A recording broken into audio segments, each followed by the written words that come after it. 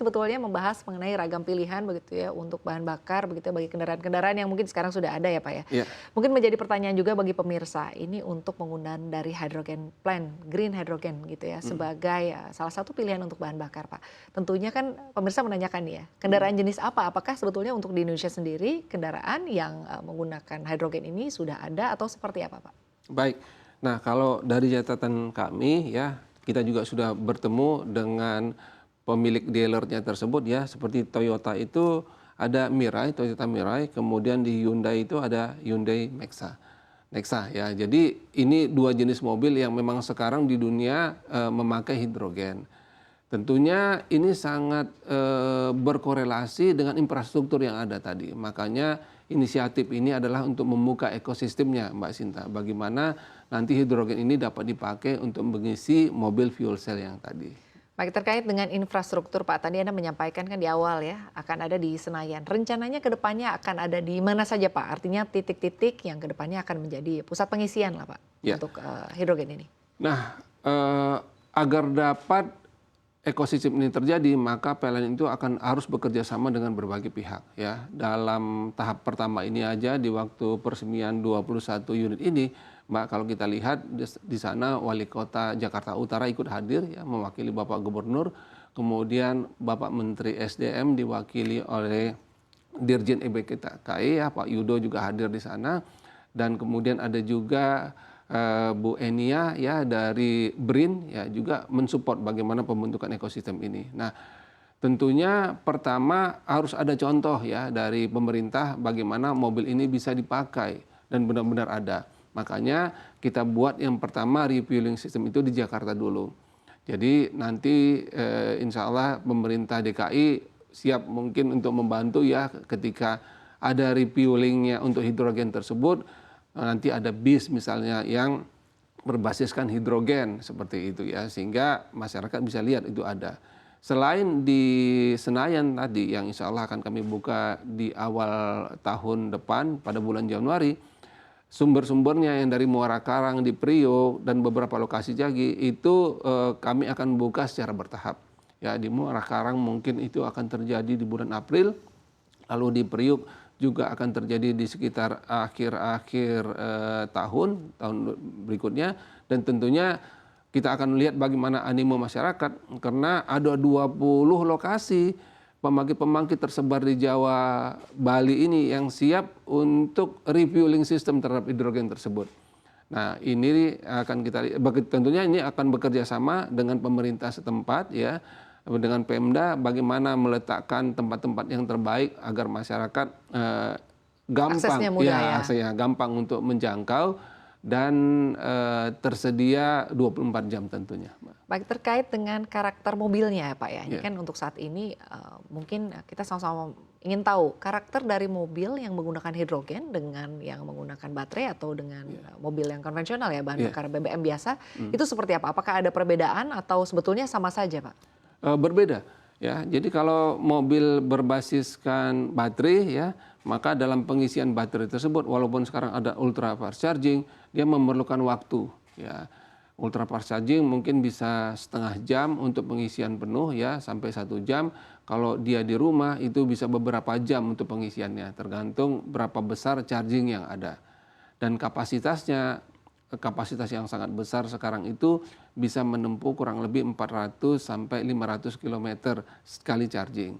Itu artinya kalau kita ke Jawa sana itu perlu beberapa kali charging ya Iya. untuk bisa mengisi ke sana.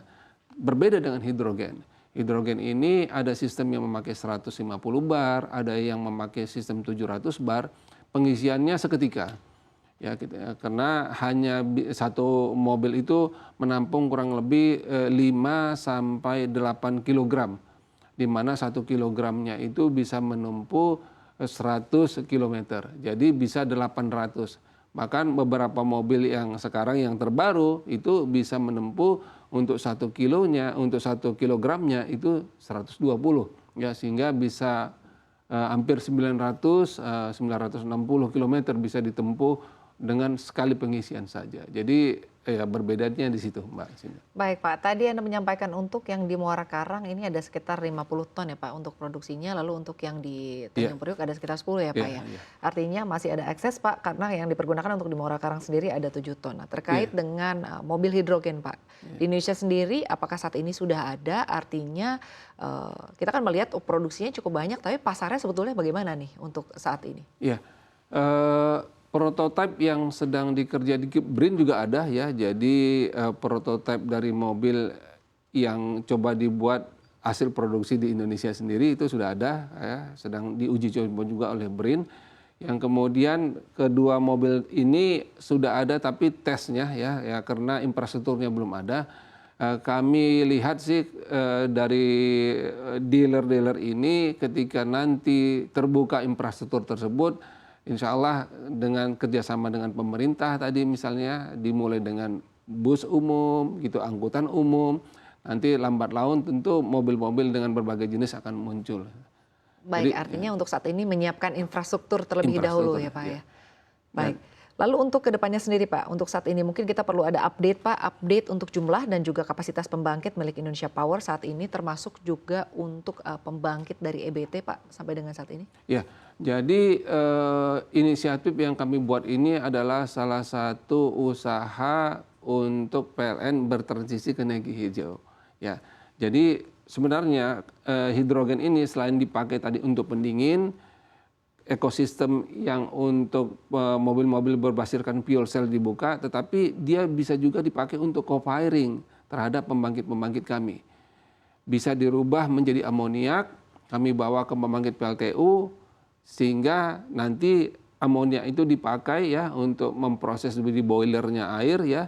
Nah di sana akan terjadi substitusi dari batu bara ke amoniak, atau kita pakai di pembangkit gas sendiri, nanti ada substitusi atau co-firing dari pembangkit yang berbasiskan gas dengan hidrogen. Jadi kita perlu lihat, karena itu kebutuhannya sangat besar Mbak tentu ya. Nah kita perlu membuat sebuah factory sendiri untuk bisa menghasilkan hidrogen dalam jumlah yang besar yang bisa nanti dirubah menjadi amonia ataupun hidrogen yang dipakai langsung untuk pembangkit-pembangkit gas. Jadi ini merupakan salah satu usaha kita untuk membuka market tersedianya hidrogen dalam jumlah yang besar dengan harga yang murah, sehingga membantu transisi pembangkit-pembangkit PLTU kami bisa co-firing dengan amoniak, pembangkit-pembangkit gas kami bisa co-firing dengan hidrogen langsung, sehingga bauran hijaunya semakin bertambah. Baik, tantangannya sejauh ini seperti apa Pak? Artinya selama ini apakah cukup ada tantangan atau kendala terkait dengan dorongan atau upaya untuk bisa mencapai net zero emission Pak di tahun 2060? Ya, secara bertahap tentunya Mbak Sinta ya, apa yang kita lakukan. Beberapa hal yang sudah kami lakukan sekarang di PLN adalah barusan saja kita mendengar PLTA yang terbesar pertama di Asia Tenggara dan terbesar di nomor 3 di dunia yang ada di Jakarta sebesar 195 megawatt peak ya. Nah itu luar biasa sekali ya. Pembangkit-pembangkit seperti ini insya Allah di tahun depan mungkin beberapa akan terbuka lagi ya dengan skala 100-150 megawatt peak ya di berbagai lokasi akan juga muncul. Kemudian seiring dengan itu pembangkit-pembangkit PLT Bayu juga akan muncul di Kalimantan, mungkin ada adisional yang ada di Sulawesi itu juga akan bermunculan ya dalam 2-3 tahun ke depan.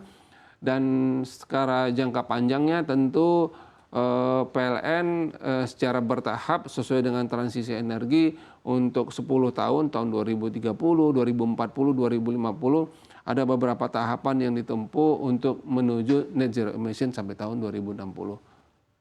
Baik Pak, lalu kalau kita lihat nih Pak, ini kan Indonesia telah resmi memiliki bursa karbon ya Pak, belum lama ini diresmikan.